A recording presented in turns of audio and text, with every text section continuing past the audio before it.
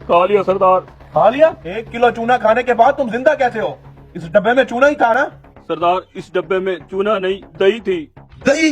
मैंने तुम्हें 1 किलो चूना लाने को भेजा था। सरदार मैं पान वाले से चूना ही लेने गया था, वहाँ एक अजनबी बैठा था, उसने कहा था चूने की जगह दही ले जाओ, तुम्हारी जान बच जाएगी।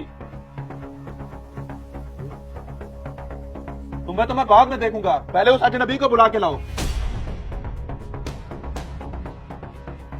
अस्सलाम वालेकुम। वालेकुम सलाम। तुम्हारे कहने पे मैं चूने की जगह दही तो ले गया था, मेरी जान तो बच गई।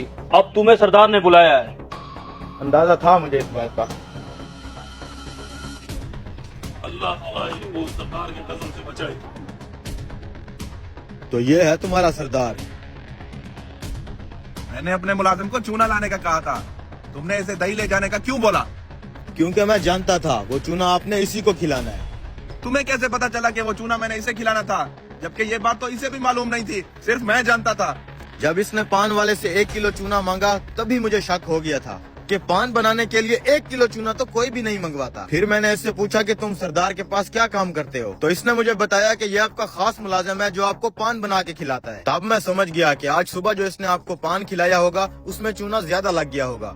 आपकी जुबान कट गई होगी तो आपने सोचा होगा सजा के तौर पर इस मुलाजिम को भी चूना खिला के मारा जाए। बस इसीलिए मैंने इसको कहा कि दही ले जाओ।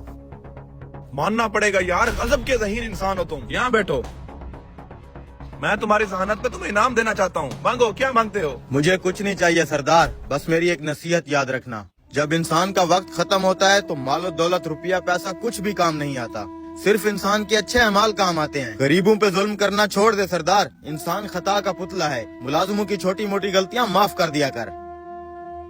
मैंने दौलत के नशे में चूर होकर गरीबों पर बड़े जुल्म किए हैं। पता नहीं क्यों मैं ये बात भूल गया था कि मैंने भी मरना है। हमसे कई बड़े बड़े तानाशाहों को मट्टी खा गई है। अल्लाह हमारी गलतियों को माफ करे।